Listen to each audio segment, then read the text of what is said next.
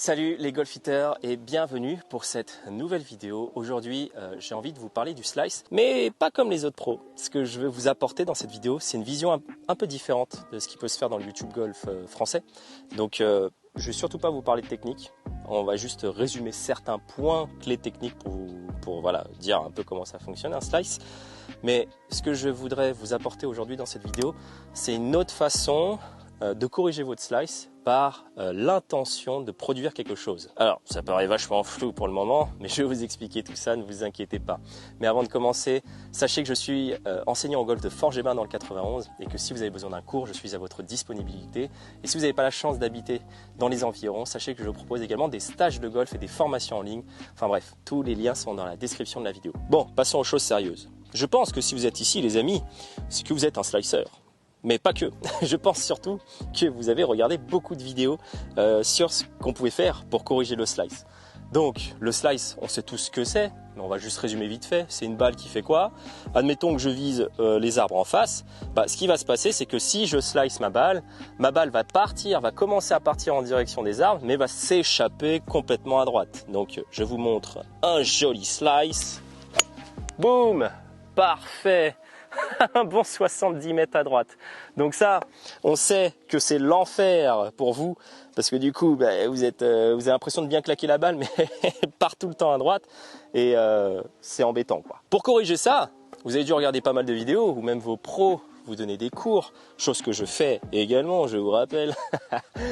En gros, je pense que vous avez pu écouter les conseils suivants.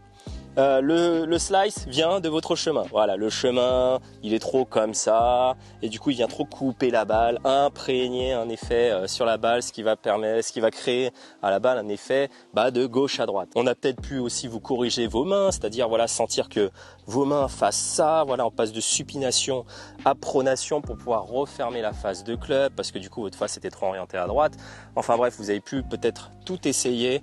Correction de face, correction de chemin, mais ça fonctionnait pas. Et moi, c'est ce que j'ai constaté en tout cas dans mon enseignement. C'est-à-dire que ça fait maintenant, c'est ma 5e année d'enseignement, j'ai corrigé des centaines de slicers par la technique, et c'est pour ça en fait que je voulais vous proposer cette vidéo, parce que ce que j'ai pu constater avec le recul au final, c'est que quand je corrige quelqu'un au slice, je corrige son slice sur le practice, je vais corriger son chemin ou la face comme je vous ai raconté.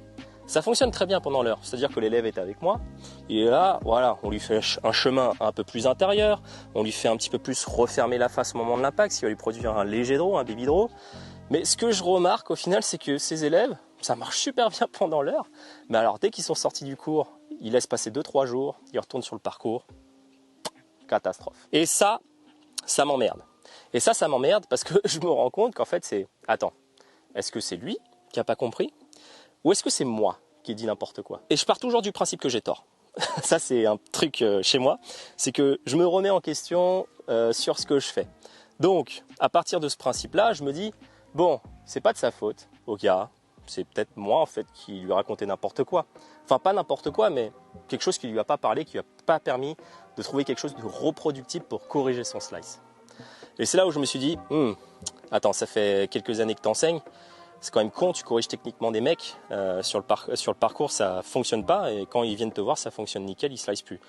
Pourquoi? Et après avoir creusé la question un certain temps, finalement je me rends compte que le slice c'est rarement un problème technique. En fait, ce que je veux vous dire par là, c'est forcément un problème technique dans le sens où il fait forcément un par-dessus, il a forcément un différentiel qui est trop important entre la face et le chemin. En tout cas, ça c'est une certitude.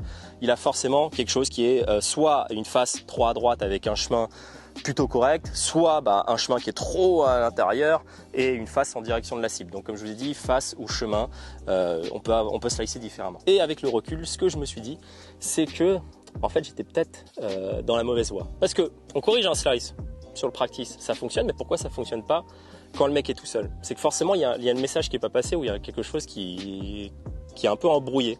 Et ça j'ai pu le remarquer en fait au fur et à mesure des corrections de slice, et que ça fonctionne bien pour plein d'élèves. Je corrigeais super bien les slices, mais dès que je les revois c'est une catastrophe. Donc je me suis amené à me poser cette question, c'est pourquoi déjà les joueurs slice? Est-ce que ça vient forcément de la technique? Et la réponse que je vais vous donner, c'est que ça vient très rarement de la technique. Je m'explique. Première question pour vous.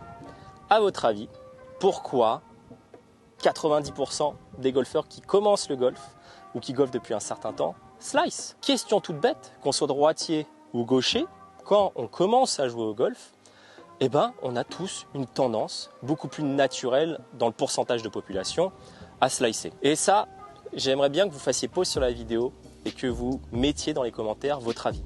Voilà, la question est très simple. Pourquoi la majorité des golfeurs, quand ils commencent le golf, slice? Mettez-moi, faites pause sur la vidéo et mettez-moi votre avis dans les commentaires. Je serai ravi de lire vos retours. Et bien entendu, moi, je vais vous donner ma réponse dans cette vidéo. Donc, à mon avis, après plusieurs années d'enseignement, pour moi, le slice vient d'un problème d'intention de la part du golfeur. Je m'explique. Le golfeur, il est là, il est devant sa balle, ok? Lui, qu'est-ce qu'il veut faire avec sa balle? Bah, il veut la contrôler. Déjà, ça, c'est la première chose. La première chose du golfeur quand il commence le golf, c'est vouloir contrôler. Ok, on le sait depuis de nombreuses années, c'est que le surcontrôle n'amène à rien au golf. Perte de vitesse, perte de contrôle de la phase de club, mais tous les golfeurs, quand ils commencent, ils ont envie de contrôler, ce qui est totalement naturel. Dans notre vie au quotidien, on déteste perdre le contrôle. On déteste ne pas être en rapport avec notre vie et que ça nous échappe des mains. Donc au golf, c'est exactement pareil. On a notre balle, on n'a pas envie qu'elle se barre n'importe où. Donc ce qu'on va faire déjà dans un premier temps quand on commence le golf, c'est que généralement on est là. Ça c'est contrôlé, hein. Ça, il n'y a plus de relâchement au niveau des mains, il n'y a plus rien, la phase de club, elle ne peut plus du tout bouger. Ça déjà, première cause, le contrôle.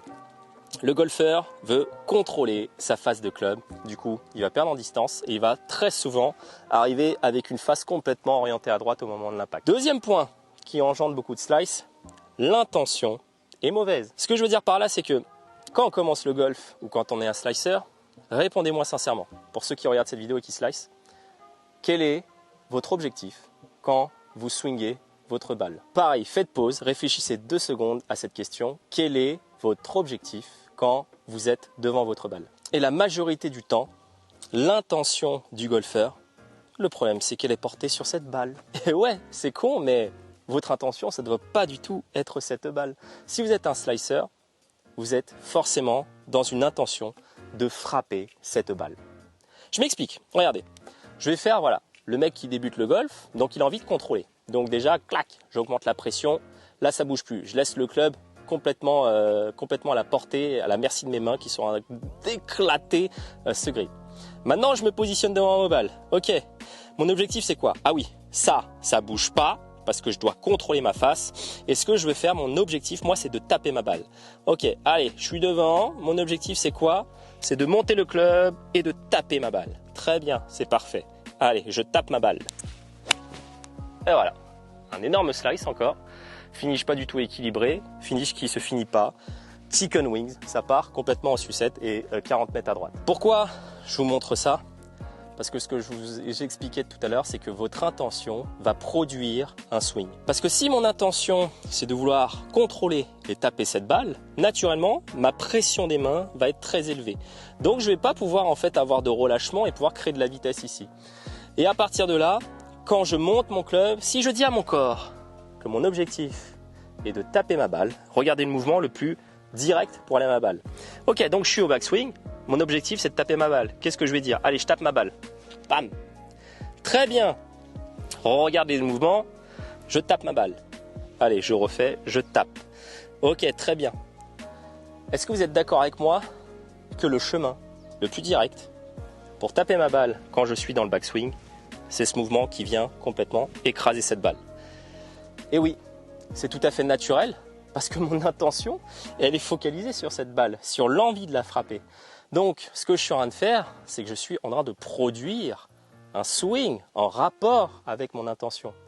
Je reprends, mais si mon intention est de frapper cette balle, mon corps, il n'est pas con. Il va vouloir produire le geste en rapport avec ce que je viens de demander, envers ma commande au niveau de mon cerveau. Donc, si j'ai envie de taper cette balle, clac, je produis le mouvement le plus efficace, selon moi, pour venir la taper. Et c'est parfait, parce que ce mouvement-là, c'est peut-être le mouvement le plus parfait, finalement, pour taper la balle. Mais c'est sans prendre en considération que vous êtes sur la mauvaise intention. Ce que je veux que vous compreniez, c'est qu'au golf, votre objectif, et ça je le dis souvent à mes débutants qui commencent le golf, votre objectif n'est pas la balle et ne le sera jamais. la balle n'a jamais été l'objectif d'un golfeur et ne le sera jamais. Plein d'élèves me disent que leur intention quand ils sont devant leur balle, c'est de la lever, c'est de la contacter correctement, c'est de vouloir la toucher, c'est de vouloir descendre sur la balle pour pouvoir aller toucher l'herbe. Mais rarement, ils me parlent de ce qui se passe là-bas en fait. Et pourquoi je vous dis ça avec un ton un peu rigolo comme ça? Mais parce qu'en fait, si votre réponse est de taper cette balle, bah en fait, vous êtes parti déjà de base sur une mauvaise intention de jeu. Parce que ce que je suis en train de vous dire, en fait, c'est que votre intention va conditionner votre swing. Et ça, c'est super important de le comprendre. C'est que vous aurez beau corriger des choses techniques avec votre pro, c'est que si votre intention quand vous jouez au golf tout seul reste la balle, vous ne pourrez pas éviter le slice. Maintenant, je vais vous parler de la bonne intention. Ce que je veux que vous compreniez déjà dans un premier temps, c'est que votre objectif au golf, c'est de lancer cette tête de club, cette fichue tête, en direction de la cible. Si je vous disais que c'était ça en fait le jeu de golf. Je m'explique. Déjà, dans un premier temps, ce que je veux que vous compreniez, c'est que ce club, cette tête de club en tout cas, la chose qui va toucher votre balle, il faut que vous la sentiez dans l'espace. Pour la sentir, déjà dans un premier temps, je veux que vous acceptiez de perdre absolument le contrôle sur cette phase de club. Et pour la sentir, ce que je vous comprenez déjà, c'est qu'il faut que vous sentiez le poids de l'objet qui est attaché au bout du manche. Est-ce que vous êtes d'accord avec moi que si je prends mon club et que je le serre à 10 sur 10 en termes de pression, mon club, je vais le sentir dans un ensemble. Je vais sentir qu'il pèse un poids réparti en fait partout. Je ne sais pas où est le poids, mais il est quelque part dans sa globalité à travers l'objet. Maintenant, si je relâche mes mains, naturellement, si je passe maintenant à 3 sur 10 en termes de pression, bizarrement, quand je lâche ce club, je commence à sentir, boum, ce poids. Ça, je sens que ça pèse lourd, ok, et que ce poids va me permettre en fait de le mettre en inertie à travers moi, dans ma rotation en tout cas. Ma rotation va me permettre de mettre ce club en inertie et de pouvoir générer de la vitesse. Ça déjà, ce que je vous compreniez, c'est le premier point. Il faut absolument que vous sentiez la tête de club dans votre swing pour pouvoir ensuite la relâcher. Et pour sentir cette poids de club, comme on a dit, on relâche la pression. Et je vais vous donner une image très simple pour sentir ce relâchement. On peut faire un petit exercice que je vais vous montrer là.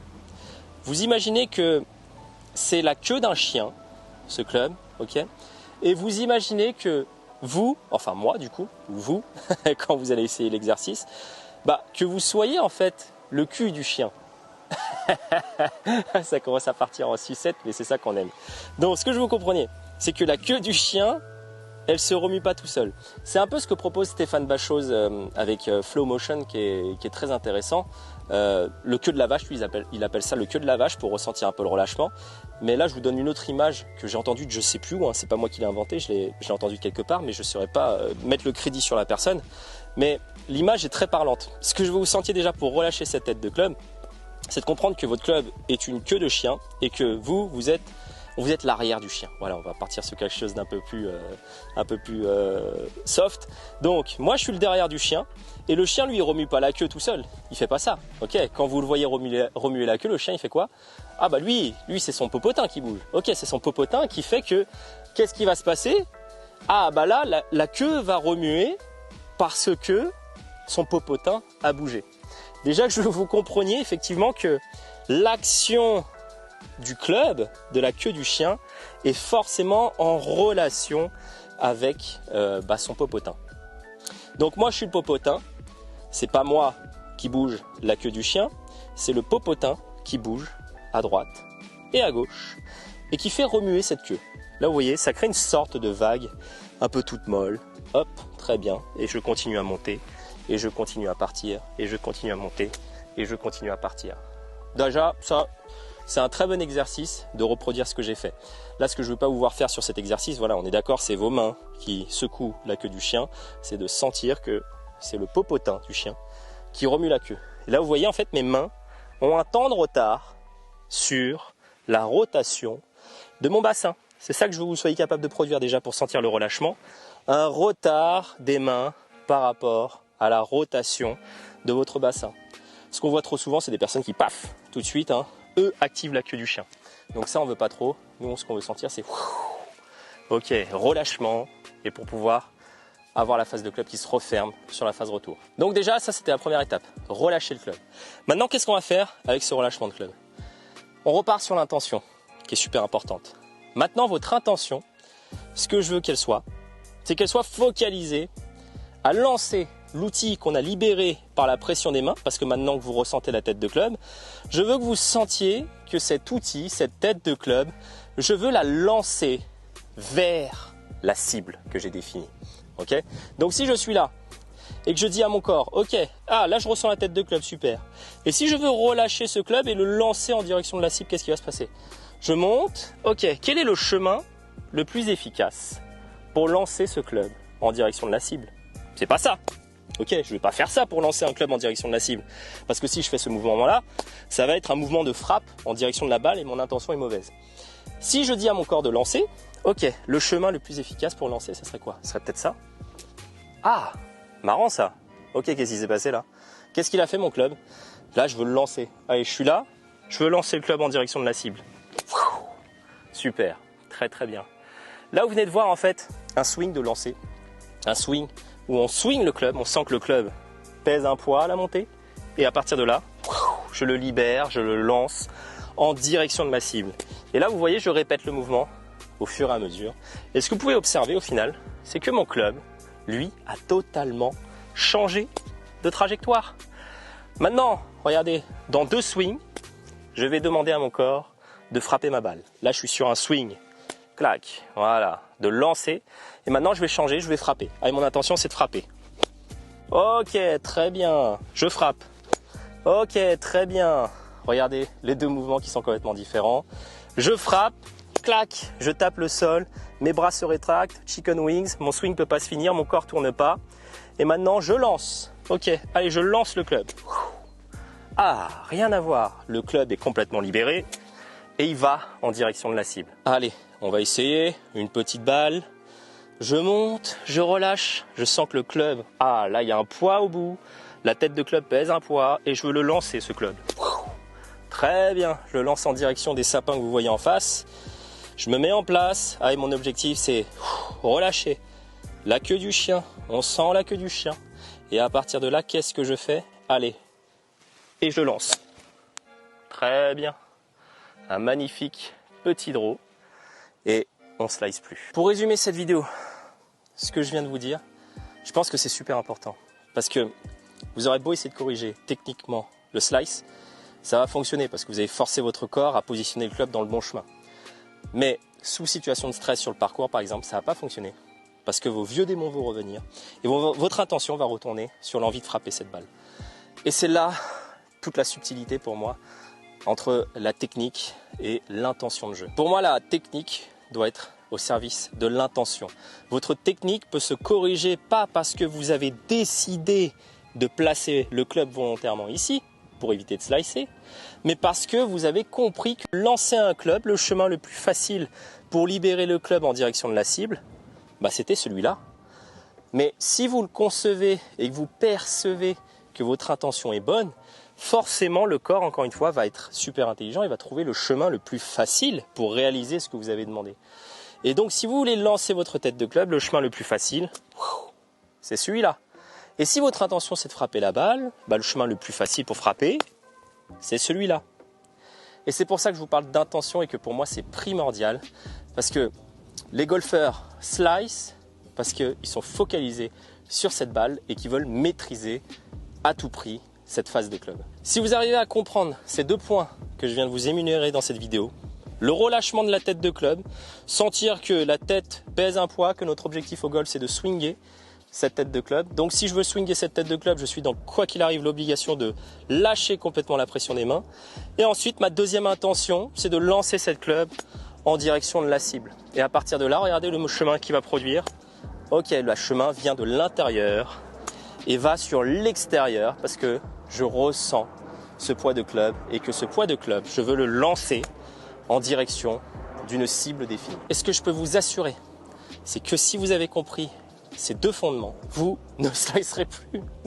C'est tout con de vous dire ça, mais vous ne slicerez plus et vous ne serez pas obligé de penser à votre chemin qui doit venir ici, à réaliser la phase de club au moment de l'impact pour éviter que la balle s'échappe à droite. Tout ça, vous n'avez pas besoin d'y penser si votre corps a la bonne intention. Alors ouais, je suis peut-être un peu virulent quand je dis ça, mais parce que c'est super important que vous le compreniez. Ça, je veux vous le mettiez dans le crâne. Votre objectif n'est pas la balle, n'est pas de frapper la balle. Elle est de lancer cette tête de club en relation avec une cible. Si vous avez compris ça, vous ne pouvez pas slicer. Ce n'est plus possible de slicer si vous mettez la bonne intention. Enfin bref, essayez ça. Parce que je pense que ça touche un point fondamental qu'on ne parle pas très souvent au golf.